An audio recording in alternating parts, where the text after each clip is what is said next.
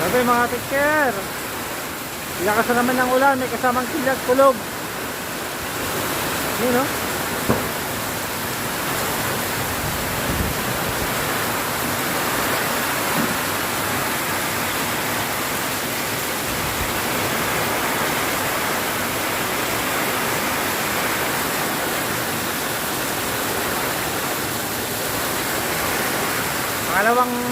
Pangalawang ulan na malakas.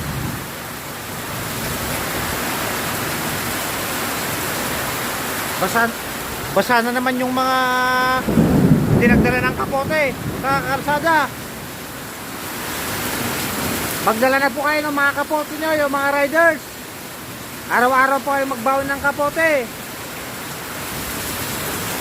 Gayahin nyo ako kapag bumabiyahe, hindi ako nagdadala.